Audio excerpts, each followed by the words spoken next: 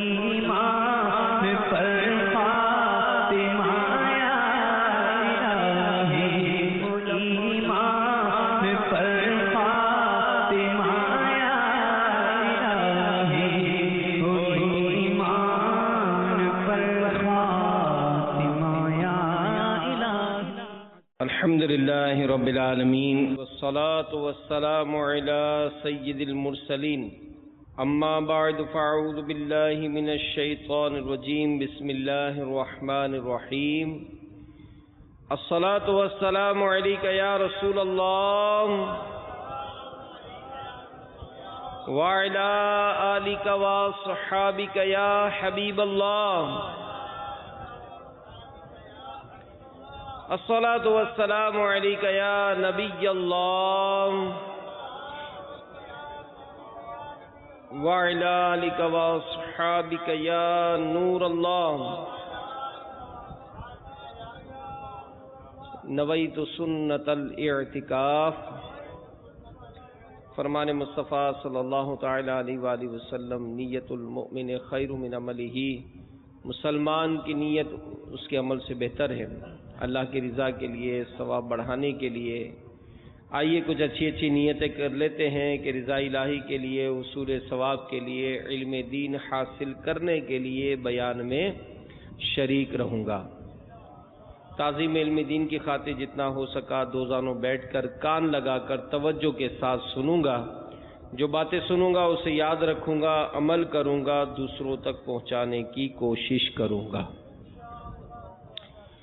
مدینے کے سلطان رحمت عالمیان سرور ذیشان صلی اللہ علیہ وآلہ وسلم کا فرمان عظمت نشان ہے، جسے کوئی مشکل پیش آئے اسے مجھ پر کثرت سے درود پڑھنا چاہیے، کیونکہ مجھ پر درود پڑھنا مصیبتوں اور بلاؤں کو ٹالنے والا ہے۔ صلی اللہ علی محمد صلی اللہ علیہ وسلم، الصلاۃ والسلام علیک یا رسول اللہ، یہ مختلف درود پاک ہیں، تو چلتے پھرتے اٹھتے بیٹھتے درود پاک پڑھنے کی عادت بنائیں، انشاءاللہ اس کی بے شمار برکتیں نصیب ہوں گی۔ صلو علی الحبیب صلی اللہ تعالی علی محمد وعلی آلہ وصحبہ وبارک وسلم۔ دعوت اسلامی کے اشاعتی ادارے مکتبۃ المدینہ کی مطبوعہ 1548 صفحات پر مشتمل کتاب فیضان سنت، جو کہ ہر گھر میں ہونی چاہیے، اور ذہن نصیب کے اس کی روزانہ 4 صفحات کا مطالعہ یہ کرنے کی ہماری عادت بنے۔ امیر اہل سنت کی تحریر کرتا یہ کتاب ہے، اس میں امیر اہل سنت نقل فرماتے ہیں صفحہ نمبر 491 پر کہ اپنے دور کے جید عالم حضرت سیدنا خلیل بصری رحمۃ اللہ تعالی علیہ کی خدمت میں اہواز سے امیر یعنی حاکم سلیمان بن علی کا نمائندہ یہ حاضر ہوا، اور اس نے عرض کی کہ شہزادوں کی تعلیم و تربیت کے لیے حاکم نے آپ کو شاہی دربار میں طلب فرمایا ہے۔ تو سیدنا خلیل بصری رحمۃ اللہ تعالی علیہ نے سوکھی روٹی کا ٹکڑا دکھاتے ہوئے جواب ارشاد فرمایا کہ جب تک یہ سوکھی روٹی کا ٹکڑا موجود ہے مجھے دربار شاہی کی چاکری کی کوئی حاجت نہیں ہے۔ تو میرے میٹھے میٹھے پیارے پیارے اسلامی بھائیوں، قناعت یہ دنیاوی معاملات میں کرنا یہ اچھی چیز ہے۔ یہ قناعت کہتے کسے ہیں؟ سنیے، شیخ الحدیث حضرت علامہ عبد المصطفیٰ اعظمی رحمۃ اللہ تعالی علیہ فرماتے ہیں کہ انسان کو جو کچھ خدا عز و جل کی طرف سے مل جائے اس پر راضی ہو کر زندگی بسر کرتے ہوئے حرص اور لالچ کو چھوڑ دینے کو قناعت کہتے ہیں، جبکہ علامہ میر سید شریف جرجانی حنفی رحمۃ اللہ تعالی علیہ قناعت کی تعریف بیان کرتے ہوئے ارشاد فرماتے ہیں کہ روزمرہ استعمال ہونے والی چیزوں کے نہ ہونے پر راضی رہنا یہ قناعت کہلاتا ہے۔ تو میٹھے میٹھے اسلامی بھائیوں، مدنی چینل کے ناظرین، یوں تو ہر ایک کے پاس مختلف وسائل، سہولتیں، آسائشیں یہ ہوتی ہیں اور مالدار کہلاتا ہے۔ تو اصل مالداری یہ نہیں کہ انسان کے پاس کثیر مال و دولت ہو، بلکہ اصل مالداری تو یہ ہے کہ اگرچہ مال کم ہو مگر اس پر قناعت حاصل ہو، یعنی مال کم ہو مگر وہ اللہ سے راضی ہو، کیونکہ مال و دولت والا شخص ایسا مالدار ہے کہ اسے کتنا ہی کثیر مال مل جائے مگر مزید مال کی خواہش یہ باقی رہتی ہے، اور اس مال میں بھی کمی بھی آتی رہتی ہے، جبکہ قناعت کرنے والا شخص یہ ایسا مالدار ہے کہ اس کے پاس مال کتنا ہی کم کیوں نہ ہو جائے، کتنا ہی کم کیوں نہ ہو، مگر وہ مزید کی تمنا نہیں کرتا، اور نیز قناعت کی دولت میں بھی کمی نہیں آتی۔ تو یہ ایک عمدہ عادت ہے، یہ ایک عمدہ عادت ہے، اسے اپنانا چاہیے، کیونکہ ظاہر ہے جب قناعت ہوگی نا، یعنی اللہ کی رضا پر راضی رہیں گے، تو کسی کی موٹر سائیکل ہو، کسی کی گاڑی ہو، کسی کا گھر ہو، کسی کا موبائل ہو، کسی کے کپڑے ہو، کسی کا بینک بیلنس ہو، کسی کا رنگ روپ ہو، کسی کا قد کاٹ ہو، یعنی جو بھی چیز ملتی ہے وہ اس کی طرف کبھی وہ ایسی للچائی ہوئی نظروں سے نہیں دیکھتا کہ مختلف بیماریوں میں مبتلا ہو، حسد بڑھ جاتا ہے، ظلم بڑھ جاتا ہے، اس سے چھین لوں، اس کا مال برباد ہو جائے، تو نہ جانے کیسی کیسی وہ خرابیاں اس کے اندر پیدا ہو جاتی ہیں۔ تو آئیے قناعت کی رغبت اپنے دل میں پیدا کرنے کے لیے چند روایت سنتے ہیں۔ حضرت سیدنا موسیٰ کلیم اللہ علی نبینا علیہ الصلوۃ والسلام،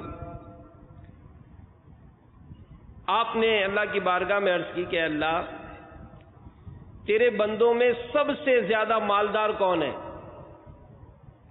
اللہ تعالیٰ نے ارشاد فرمایا کہ وہ شخص جو میری دی ہوئی چیز پر سب سے زیادہ قناعت کرنے والا ہے، یعنی راضی ہے، جو ملا اس پر وہ راضی ہے۔ اور ہمارے پیارے آقا صلی اللہ تعالی علیہ وآلہ وسلم نے فرمایا کہ تونگری، مالداری یہ نہیں کہ ساز و سامان کی کثرت ہو، بلکہ اصل تو تونگری تو دل کا تونگر یعنی مالدار ہونا ہے۔ اور سیدنا عبداللہ بن عمرو رضی اللہ تعالی عنہما فرماتے کہ نبی اکرم نور مجسم صلی اللہ تعالی علیہ وآلہ وسلم نے ارشاد فرمایا کہ بے شک کامیاب ہو گیا وہ شخص جو اسلام لایا اور اسے بقدر کفایت رزق دیا گیا، اور اللہ نے اسے جو کچھ دیا اس پر قناعت بھی عطا فرمائی۔ رحمت عالم، نور مجسم، شاہ بنی آدم صلی اللہ تعالی علیہ وآلہ وسلم کا فرمان ہے کہ قناعت کبھی نہ ختم ہونے والا خزانہ ہے۔ تو اللہ ہمیں قناعت کی دولت سے مالا مال فرمائے۔ ہمارے آقا صلی اللہ تعالی علیہ وآلہ وسلم بھی دعا فرمایا کرتے تھے۔ ابو ہریرہ رضی اللہ تعالی عنہ روایت کرتے ہیں کہ سرکار مدینہ صلی اللہ علیہ وآلہ وسلم نے دعا کی کہ اے اللہ عز و جل، محمد صلی اللہ علیہ وآلہ وسلم کی آل کو صرف ضرورت کے مطابق رزق عطا فرما۔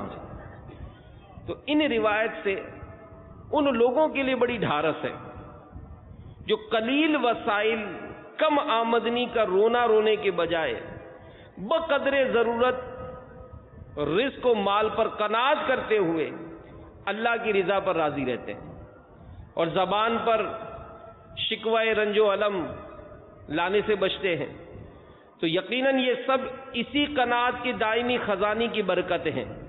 اور یہ بھی پتہ چلا کہ ہمارے پیارے آقا صلی اللہ علیہ وآلہ وسلم نے بھی اپنے اہل و عیال کے لیے صرف بقدر ضرورت رزق عطا ہونے کی دعا مانگی۔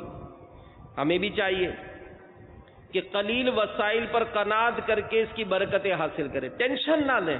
بعض اوقات ٹینشن بہت ہوتا ہے, ٹینشن بہت ہوتا ہے, اور ٹینشن یہ جو ہوتا ہے اس کا حل ہمارے پاس نہیں ہے, اس کا حل ہمارے پاس نہیں ہے. ایک بزرگ رحمت اللہ تعالی علیہ مستجاب الدعوات تھے, دعائیں قبول ہوتی تھی ان کی, لوگ بڑے معتقد تھے, آتے تھے, دعائیں کراتے تھے. ایک شخص آیا, لوگ بیٹھے تھے, اور آ کر اس نے اپنی تنگ دستی کا رونا رویا. کہنے لگا حضور میرے گھر میں 4 آدمی کھانے والے ہیں, میری آمدنی صرف 5,000 روپے, میرے اخراجات پورے نہیں ہوتے, آپ دعا فرما دیں. بزرگ نے دعا فرما دی. ایک دکاندار آیا, عرض کی حضور میرے یہاں 4 آدمی کھانے والے ہیں جبکہ کمانے والا میں اکیلا ہی ہوں, مجھے 10,000 روپے مہینے کے ملتے ہیں, میرا خرچہ پورا نہیں ہوتا ہے, آمدنی میں اضافے کی دعا فرما دیجئے. جب وہ چلا گیا تو ایک تاجر آیا اور عرض کرنے لگا کہ حضور میرا کنبہ 4 افراد پر مشتمل ہے, میری آمدنی فقط 50,000 روپے, خرچہ پورا نہیں ہوتا ہے, میرے لیے دعا کر دیجئے. تو بزرگ حاضرین سے فرمانے لگے کہ لگتا ایسا ہے کہ ہم میں سے کوئی بھی اپنی قسمت میں راضی نہیں ہے, اگرچہ اس کو دوسرے سے زیادہ ملتا ہے. اگر انسان خود کو دنیا میں خوش اور عاقبت میں سرفراز رکھنا چاہتا ہے تو اس پر لازم ہے کہ جو کچھ اللہ نے اسے دیا ہے اس پر قناعت کرے, راضی رہے, صبر و شکر کرتا رہے کہ اس کی برکت سے اللہ تعالیٰ اسے اور عطا فرمائے گا.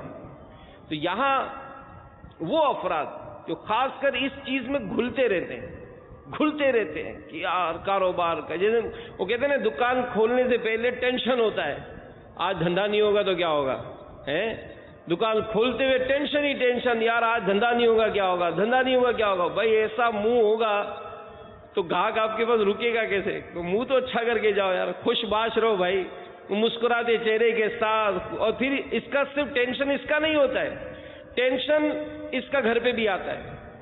گھر والے بھی ہمارا منہ دیکھ کے سمجھ جائیں گے کہ یہ آج لگتا ہے دھندا صحیح نہیں ہوا ہے. بچے بھی سمجھ جاتے ہیں آج ابو کا موڈ صحیح نہیں ہوا ہے, آج بات نہیں کرے. اور یہ کئی معاملات ہیں. جیسے فیضان مدینہ میں کافی لوگ ماشاءاللہ تعویذات عطاریہ کے لیے حاضر ہوتے ہیں اور لے جاتے ہیں تعویذات, دعاؤں کے لیے آتے ہیں, پرچیاں دیتے ہیں. ایک نوجوان یہاں پر آئے, ملاقات ہوئی ان سے, کہنے کہ دعا کیجیے. تو میری بہن کا رشتہ نہیں آ رہا اور امی اس وجہ سے بہت روتی ہیں, ابو بھی بہت ٹینشن میں روتے رہتے ہیں, اور میرا بھی, اس کا بھی حال واقعی ایسا لگ رہا تھا کہ یہ رونا دھونا ہی لگا ہوا اس کا. تو چونکہ امیر اہل سنت کے مدنی مذاکروں میں شرکت اور یہ دعوت اسلامی کے مدنی ماحول میں کچھ باتیں سیکھی ہیں, تو میں نے ان سے یہ پوچھا کہ یار آپ بتاؤ, آپ کی بہن کا رشتہ نہیں آ رہا, اس کی وجہ سے آپ بھی رو رہے ہیں, اس کی ماں بھی رو رہی ہے, اس کا باپ بھی رو رہا ہے. آپ یہ بتاؤ کہ بہن کا گھر میں حال کیا ہوگا, آپ کی بہن کا گھر میں حال کیا ہوگا جب اس کو پتا ہوگا کہ میری وجہ سے میری ماں بھی روتی ہے, میرا باپ بھی روتا ہے, میرا بھائی بھی اسی ٹینشن میں ہے.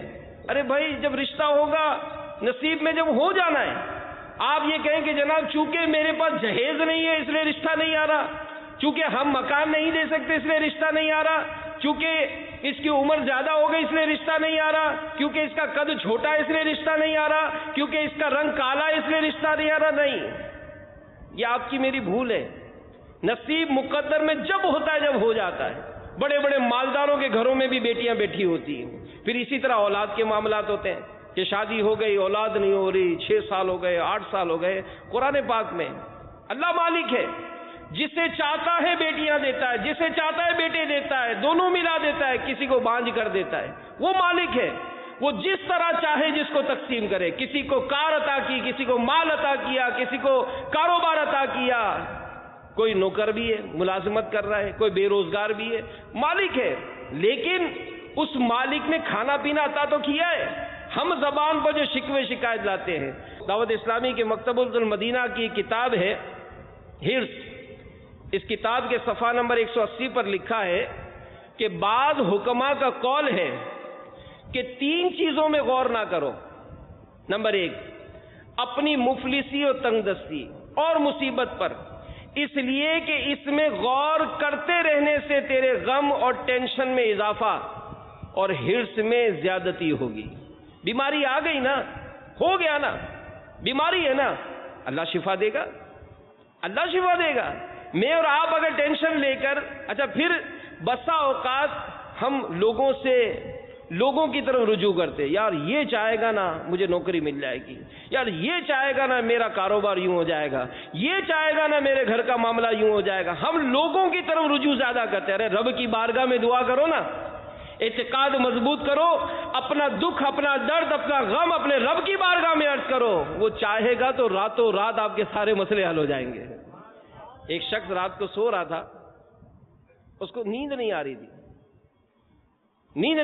اب وہ بڑا کروٹیں بدل رہا ہے کہ میں نیند ہی نہیں آ رہی.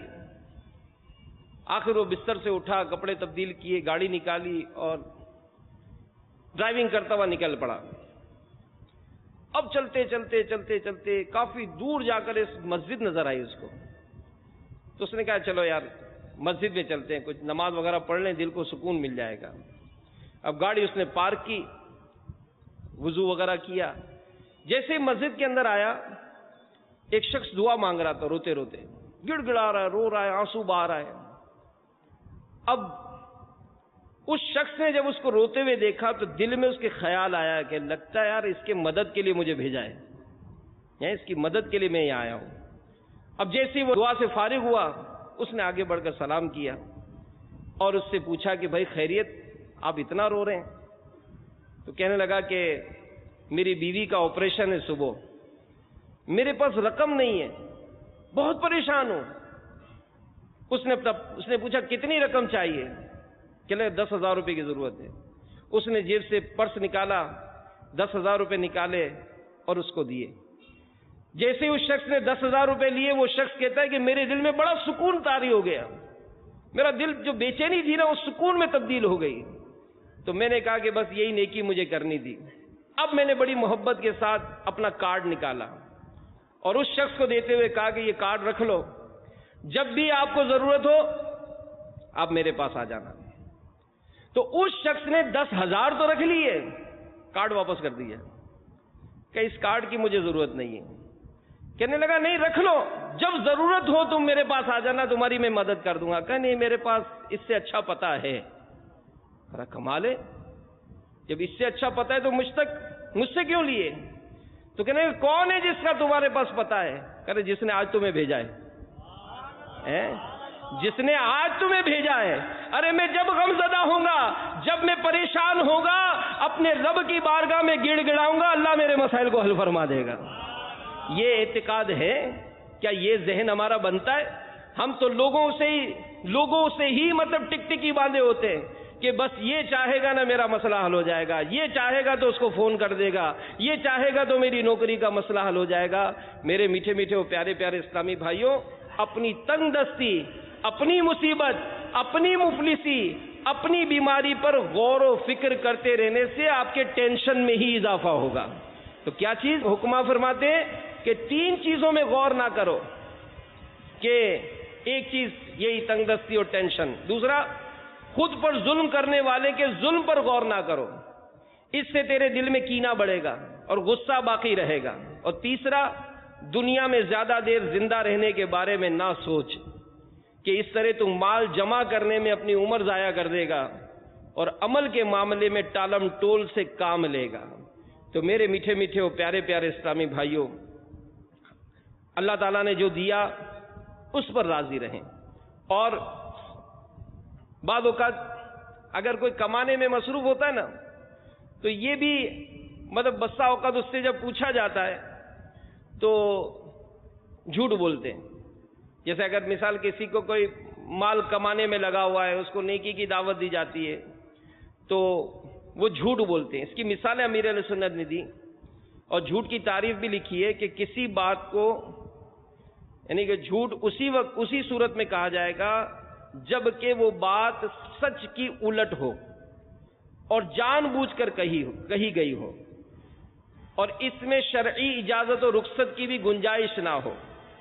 جیسے کوئی اگر رات دن مصروف ہو تو اس سے پوچھا جائے گا یار کچھ نیکی کے کاموں میں بھی مصروف رہا کرو، تو کہتا ہے یار میں تو صرف بچوں کے لیے کماتا ہوں، میں تو صرف بچوں کے لیے کماتا ہوں. اب یہ سوچے، غور کرے کہ کہیں یہ بولنا جھوٹ تو نہیں ہے. پھر کسی سے پوچھا تو اس نے کہا میں تو صرف اس لیے کماتا ہوں کہ ہر سال مدینے جا سکوں. اب اور کسی سے پوچھا تو کہہ رہے یار میں تو اس لیے کماتا ہوں کہ راہ خدا میں لٹانے کے لیے کماتا ہوں. حالانکہ اس کا حساب کتاب کیا جائے تو 2.5% زکوٰۃ نکالنا بھی اس میں بھاری پڑتی ہے. پھر کسی کی چوری ہو گئی، کار چھن گئی، یا کوئی ایسی آگ لگ گئی، کوئی نقصان ہو گیا، تو کہتا ہے مجھے اس کا کوئی غم نہیں ہے، حالانکہ واویلا بھی جاری ہوتا ہے. شاندار کوٹھی بنائی، بہترین نئے ماڈل کی کار لے لی، اس کے بعد کسی نے مبارکباد دی گیا یار اپنا کیا ہے بس بچوں کا شوق پورا کر رہے ہیں. اب اپنے دل سے پوچھے بچوں کا شوق پورا کر رہے ہیں یا اپنا شوق پورا کر رہے ہیں؟ پھر کبھی کوئی ایسی بات چیت ہوئی، بھائی اچھی زندگی، کامیاب زندگی گزاری، کہ بھائی اتنا کما لیا کہ بس اب جی بھر گیا ہے. حالانکہ ہر مہینے ہی کوئی نیا سلسلہ شروع ہو رہا ہوتا ہے. تو اس طرح سے کئی ایسے جھوٹ ہوتے ہیں کہ جو اس سبب سے بھی بولے جاتے ہیں. تو اللہ تعالی ہمیں ان آفتوں سے بھی بچائے. پھر یہاں پر بعض ایسے اسباب بھی ہیں جو اپنے ہاتھوں کے کیے ہوئے، کہ ان اسباب کا بھی علاج ہونا چاہیے. بھئی آپ کی یہاں بڑی فراوانی تھی معاملات کی، آپ بہت اچھی پرسکون زندگی گزار رہے تھے، اچانک وہ کہتے ہیں نا کہ ایسا نصیب ہو گیا کہ سونے پہ ہاتھ رکھ رہے تو مٹی ہو گئی. تو سوچیں کسی کی کوئی ایسی دل آزاری تو نہیں کی، کسی کی کوئی ایسی بد دعا تو نہیں لگی کہ جس نے آج اس نہج پر پہنچا دیا. کہاں اتنا زبردست کاروبار اور آج کوڑی کوڑی کے محتاج ہو گئے. بھائی کیوں ایسا ہو گیا؟ کوئی ایسا کام تو مجھ سے نہیں ہوا کہ جس کے سبب جو ہے وہ اللہ تعالیٰ ناراض ہو گیا ہو. ان اسباب پر بھی غور کیا جائے. امیر اہل سنت دامت برکاتہم العالیہ نے اپنے رسالے چڑیا اور اندھا سانپ، یہ رسالہ تو میں سب سے ضرور عرض کروں گا کہ کم از کم ایک رسالہ تو ضرور لے لیجئے. اس رسالے کو پڑھیں گے انشاءاللہ آپ کو بڑا سکون بھی ملے گا. اس میں تنگ دستی کے اسباب بھی لکھے، اس کا علاج بھی لکھا ہے. امیر اہل سنت فرماتے ہیں کہ جس طرح روزی میں برکت کی وجوہات ہیں، اسی طرح روزی میں تنگی کے بھی کچھ اسباب ہیں. اگر ان اسباب سے بچنے کی ترکیب فرمائیں گے تو انشاءاللہ روزی کی تنگی سے حفاظت ہوگی. نمبر 1، بغیر ہاتھ دھوئے کھانا کھانا، یہ بھی تنگ دستی کا سبب ہے. اب اپنے آپ سے پوچھ لیں بھائی کہ ہم کھانا کھانے سے پہلے ہاتھ دھوتے ہیں کہ نہیں؟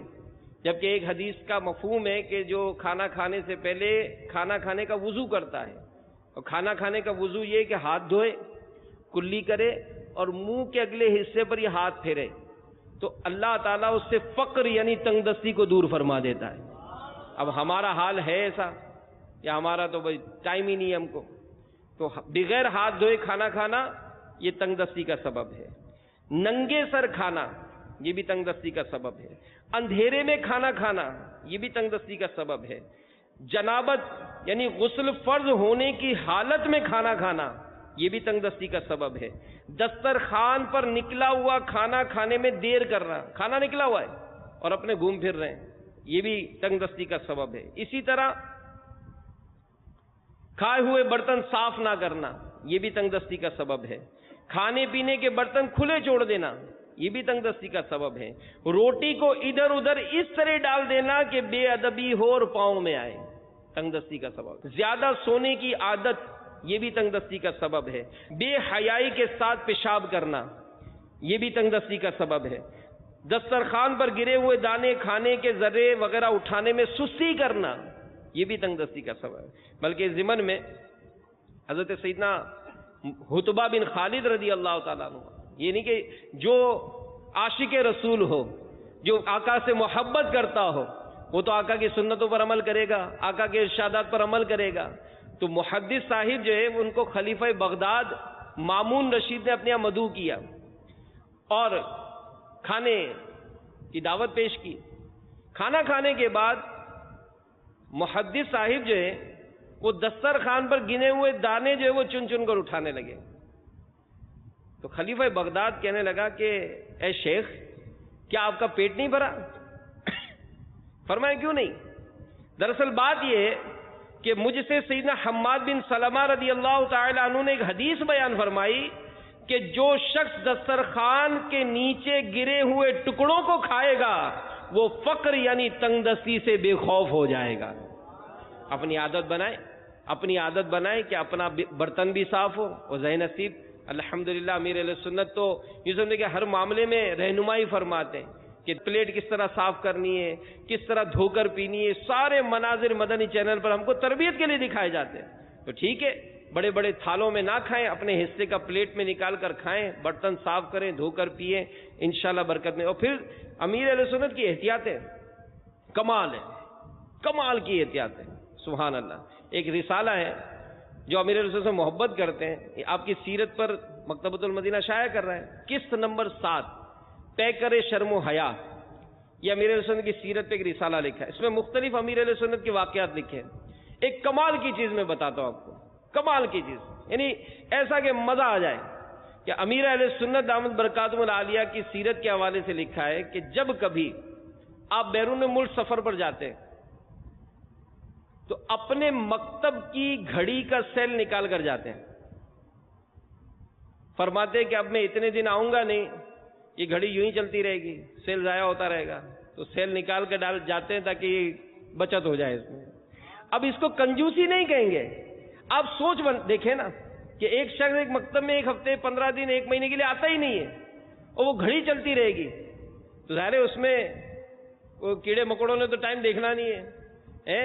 یعنی اب ہم غور کریں اور سوچیں کہ کیا ہمارا اس طرح سے، یہ اس کو کنجوسی نہیں کہیں گے، لیکن کیا بچت کا ہمارا ایسا ذہن ہے؟ پھر ہم رونا روتے ہیں.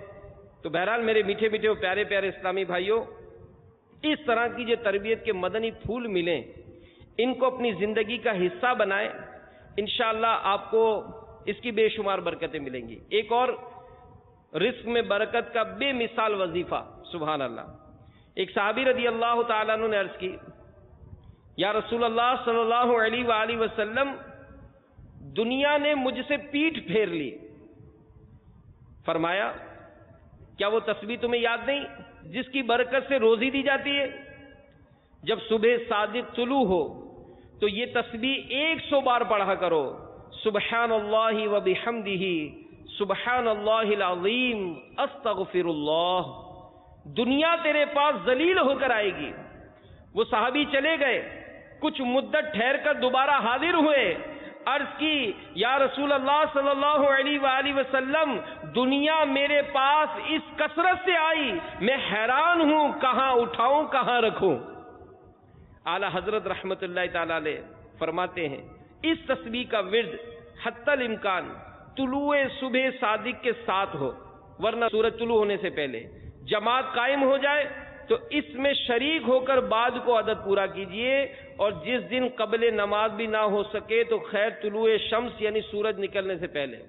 تو یہ وظیفہ اس رسالے میں لکھا ہے. بلکہ میں تو جو دکاندار ہیں اپنا ذہن بنائیں، یہ امیر اہل سنت کی جو تحریریں ہیں، جو رسائل ہیں، اس کی بہت برکتیں. آپ اللہ کی راہ میں خرچ کرنے کی نیت سے اپنی دکان پر یہ 100 رسالے رکھ لیں، 50 رسالے رکھ لیں، 25 رسالہ، روز کا 1 رسالہ ہی کسی کو مال کے ساتھ ساتھ رسالہ بھی دے دیں. اگر یہ عمل کرے گا، جیسے میں نے آپ کو عرض کیا، تو کئی ایسے ہوں گے جو بعد میں پوچھیں گے یار وہ وظیفہ بتایا تھا کیا تھا؟ بھائی 8 روپے کا رسالہ لے لو نا یار، جیب میں رکھو. 32 وظائف ہیں اس میں، 32. اور سنیے ایک اور وظیفہ، سبحان اللہ.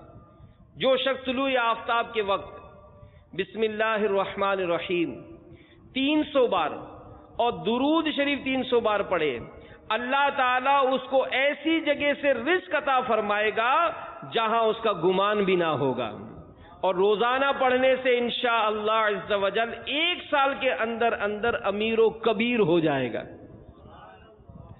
پھر ایک اور وظیفہ لکھا ہے، بسم اللہ الرحمن الرحیم کاغذ پر 35 بار لکھ کر گھر میں لٹکا دیجئے.